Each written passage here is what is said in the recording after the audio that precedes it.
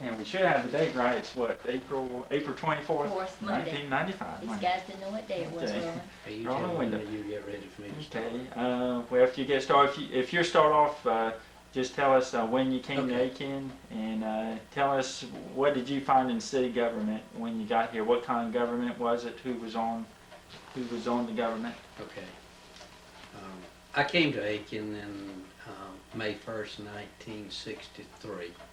I came here from Rock Hill, South Carolina.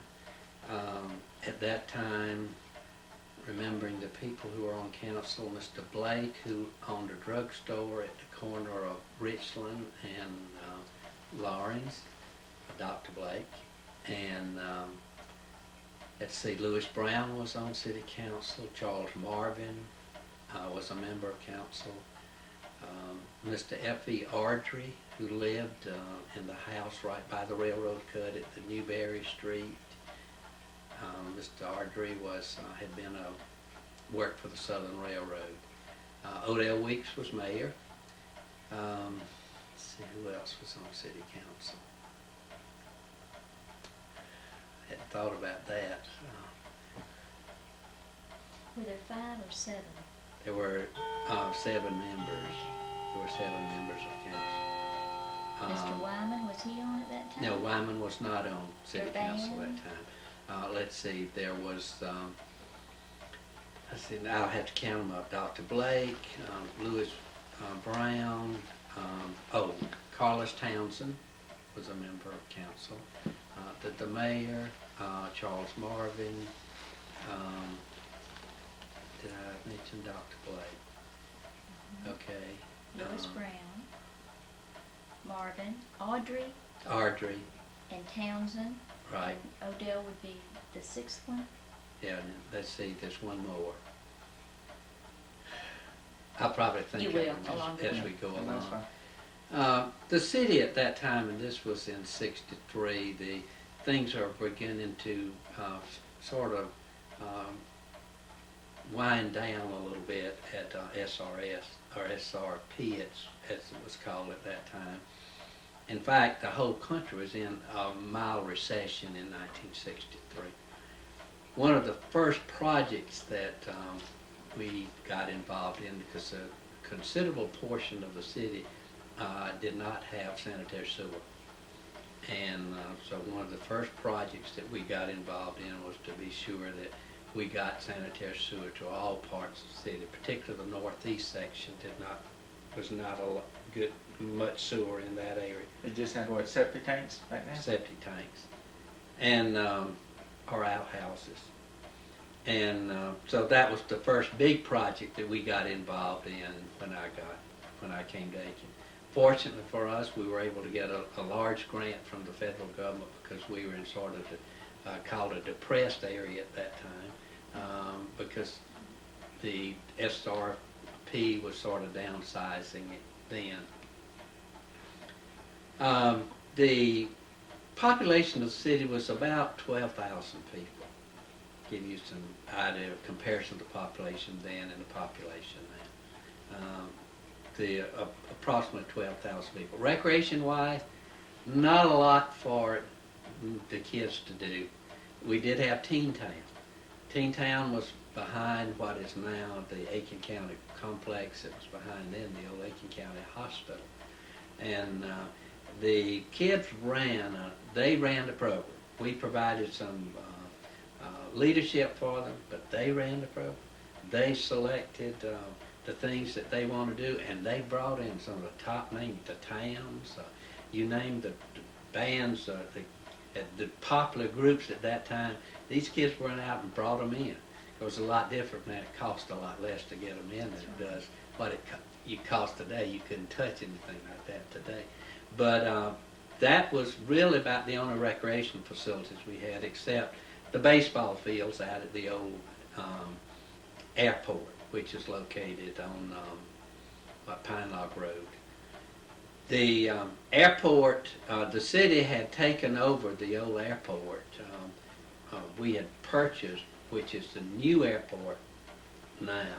The city back in World War II had purchased 1,100 acres of land they had leased that land to the federal government. Federal government set up, at that time it was called an Army Air Corps, before we had the Air Force like we have today. It was all the flying was under the Army. It was not a separate service like we have today. And it was a training base. A good many people met wives here. John Weems was a person who met his wife and came back to Aiken after the war was over, and I'm sure there were several others that did that. But the city took that property back over from the federal government. In other words, they released it back to us, to the city in probably about 1946. And it remained just hodgepodge flying place for till the about mid-60s, when we started making considerable improvements at the airport. Runways extension, widening, and building of hangars. Before, people just built their own individual hangar. There was some falling down.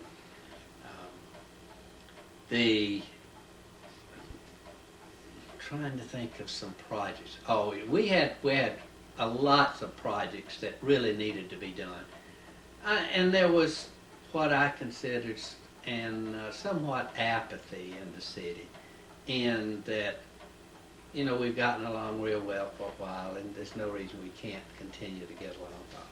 But some of the people who were in city government at that time, Lee Ellis was clerk and treasurer. Okay, sure. Okay. That's good. Lee Ellis was clerk and treasurer. Odell Gregory ran the sanitation department and also the street cleaning services. That's the trash. Zip Hanna was the police chief. Frank Harley was the fire chief. Those were the major department heads we had at that time. We didn't have a separate personnel department. We just had, you consider the number of employees. Of course, there was a lot of difference. We didn't have a lot of employees. So this was some of the things that we need to face. We had four major things. This is in the late 60s, and that we knew we had to address, and council had to address it. One was that we desperately needed a new police station. The one we had was just, it was old, it did not fit the needs of today. The jail facilities were in bad shape. We also needed public works facility. Our public works facility was a shade tree mechanic operation at the corner of Abbeville and York Street. We had a little wooden building there, two ports in it. But you couldn't get a fire truck in it, you couldn't get a garbage truck in it, you might get a pickup truck in it. So when you worked on a piece of equipment, you worked on it out in the rain. And so we just desperately needed some equipment, a place to work on equipment. So we needed a public work facility. Another thing is that we had totally outgrown the recreation area down behind the hospital. And at that time, the county was beginning to say, well, we either going to have to do one or two things. Have to build a new hospital or get out of the hospital business, one or the other. So the city owned all of that property behind the hospital, except the property where the school system is located now, schools offices, which was a part of the old Eustis Park recreation area. The city had really given that property to the school system in early 1950s, when we had the influx of people with the construction of the Savannah River plant, and that's when they had built all those temporary buildings where the headquarters of the schools are now. There was a junior high school there, and there was also an elementary school, Eustis Park Elementary School. So the county wanted all the rest of that property for the expansion of the place to build a new hospital. And so the city then agreed that for a very nominal fee, we sold them what was then called Teen Town. And we had to replace facilities. Well, we had desperate need for another recreation area. One of the major problems that we had at that time is the lack of storm drainage. Every time it would come up a cloud and rain any appreciable amount at all, the storm drain lines downtown would not carry the water off, and it backed up in people's stores. And this would happen several times a year. So it got to the place every time a cloud come up, I got knots in my stomach because I knew the phone would start ringing and when you going to do something about the problem. One of the real problems we had at that time, the government in South Carolina would only allow you to issue bonds at 8% of what the assessed value of the property was in the city. That's general obligation bonds, which you could use for storm drainage or to build a new public works center or to build a new recreation, anything other than revenue producing, which you could sell revenue bonds for those. So we knew that 8% wouldn't allow us to do anything. But the state kept us from issuing any more bonds than that. Two things had to happen. Number one, you had to get the state constitution changed to, which meant everybody in South Carolina would vote to whether the state constitution would be amended to allow Aiken to increase its bonded indebtedness from 8% to 25%, which we were asking for. We were fortunate enough to get all the people in South Carolina who voted, at least the majority voting for it, voted to allow Aiken to amend the state constitution to allow us to do that. You don't have to do that today. All that has been changed. The next thing you had to do was then you had to get a petition signed by a majority of your freeholders in the city, and freeholders an individual who owns real property, to petition city council to hold an election to allow the people to vote on each one of the items individually. You didn't vote on the package. You would have to vote individually on each item. And this was about 1970 when all this occurred. And so it took us back. One of the things we did, the hardest thing we did was to getting the 51% of the people to petition council to hold an election on this. One of our greatest allies was young people in the community. They saw the need for recreation. They saw the need. They really bought into the program. And so they hand carried these petitions around to people in their neighborhood till we did get it. It took us probably 6 months to a year to get enough people's name on the petition. So when we finally went to vote for it, the people, generally if you were going to wager in the city, the wagering went like this. The only one that had a decent chance of winning was maybe the police station. The storm drainage might have a slight chance. There was no way that the recreation department would win. That's where the HOV's now. Nor would they vote for a public works center. I'll say, we're going to sell it. So we sold it. We went around to every church, everybody who would let us come talk about things. And we had what was called a mayor's committee, and he got the leading people in town to, we sold them on the needs, didn't have to sell them. You show them what the needs were, and then they became a part of the team, and they have to sell it. So when the time came for the vote, the closest vote of any was 3.5 to 1, and that was the recreation department. It was overwhelmingly voted, all the issues. That really changed Aiken a lot, in my opinion. It changed the attitudes of people toward government. And I think that attitude still retains today, that people have a good feeling about the city government of Aiken. And that was a change. They had, I guess they had gone by and seen the old facilities out at where the Public Works building was.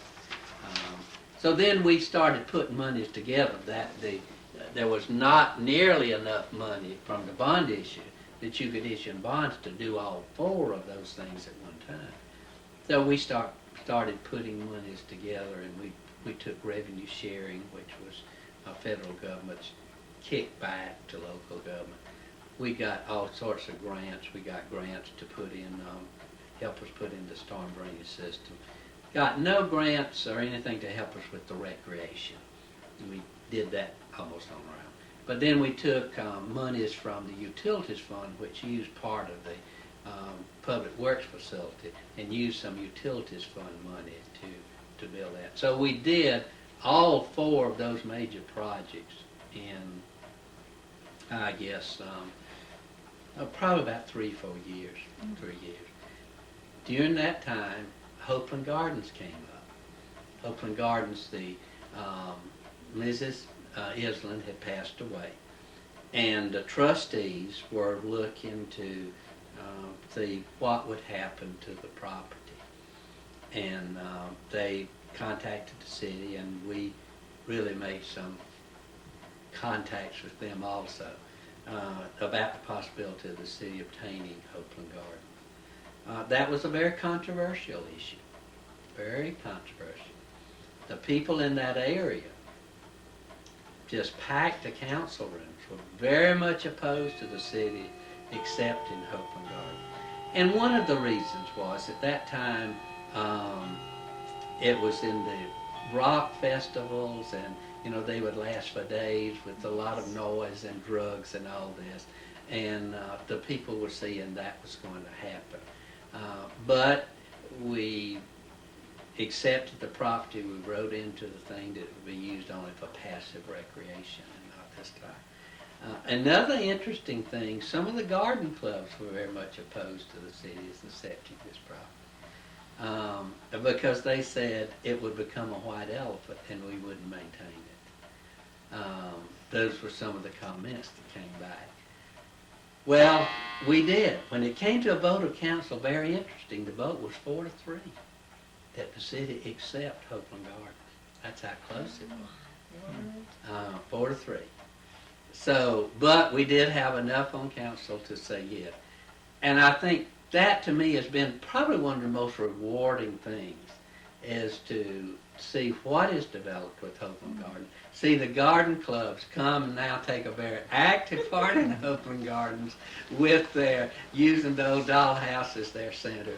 And also, generally, the things that we've been able to do at Hopeland's with the summer concerts that we started almost immediately after we got the property, even before we developed the lower end of it, where the ponds are now and where the pool.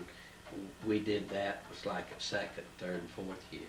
We did basically all the development of Hopeland Gardens without any local tax monies being involved in it. The family, Hopeland, Mrs. Islam family, the estate, gave us about $200,000, and then we matched it with all kinds of federal grants.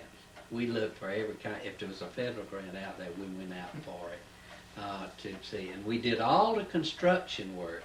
Everything you see that's constructed there, particularly in the original part, up until just the last few years, was done without using local taxpayers' dollars. And we use local taxpayers' dollars to maintenance of the facilities, but not for construction of the facility. So that was, that to me has been one of the things that you look back in your career and you say, that was a good thing that happened. And I think that is another thing which has made people, I think, more proud of Aiken. One of the things we looked at, we said, well, we got a lot of parks, parkways. Nobody uses them. All you do is to put trash out in the park or that sort of, but nobody actually physically gets out in the parks and uses them. And we needed a place for that you can get away and just for passive recreation. And so that's what we developed Hopeland Gardens for. And then Joan Tower got the idea of the Thoroughbred Hall of Fame, and that she had seen in Saratoga, New York, and had visited. And so the city and the local J.C.'s helped do all the construction work for taking Ms. Islam's old stable area, and where she had her carriages and also her horse stables on the side, and converted that into the Thoroughbred Racing Hall of Fame, which has also been a great attraction there, and it still is today. Then we had talked when, I remember, Mrs. Islam was a delightful person, just a delightful. She was very, in her 90s when I first got to know her. She was 102 when she died, and she died in the house on the property. Incidentally, a lot of people have said, well, why didn't you maintain the house? The trustees of the estate looked at the house, and it was pretty run down. It had not really been maintained. No large rooms, big rooms for entertaining. That's what didn't have a lot of those. Lots of rooms, but they were small. And so they got estimates on refurbishing, redoing the house, and it was like $140,000 was the cheapest thing. That was a lot of money in 1970. So their agreement was, when they transferred the property to the city, that we would have the house torn down. And so one of the things we did have it torn down, and we sold a lot of things out of it, and all that money went back into matched federal grants that we did. The city engaged Robert Marvin, who was, and still is, one of the best landscape architects in the whole Southeast. I had worked with Robert in Rock Hill in the design of the Glen Cairn Gardens before I came down here. And that's how I really got involved with Robert. So the city hired Robert to come up with a plan for the gardens. And they followed those plans. We've almost not deviated any from the original plans that he came up with. But do a little bit each year. Couldn't do it all at one time. One of the few things that he probably designed in the garden that never was done, he wanted an area that's sort of like banked area, and then a sway down in the middle and banked on all sides, and sort of a place like you to have a meeting, and the Boy Scouts would sit all around on the side, and the leader could get down, in the middle of the group. But some people objected to that, so really that was one thing that was done. Then I remember Ms. Islam. She made a substantial gift each year to the parks department to help us with maintaining the other parks in the city. This is while she was still alive. She had across the back of the house was a big green-in back porch. The old brick, if you go to the area now where the fountains are, most of that was the basement to the house, where we tried to maintain some integrity of the house, something that the house was there. And you can see we kept all of the old brick that we could, and our back porch was brick all the way across. And you can see the old brick in some of the places that were so eroded, we had to replace some of those. So you can see that now if you go over there. But Miss Islam always wanted you to come over for a cup of tea, and then she'd want to talk a little bit about what was going on in the village. And that's what most winter colonies people called the town, the village.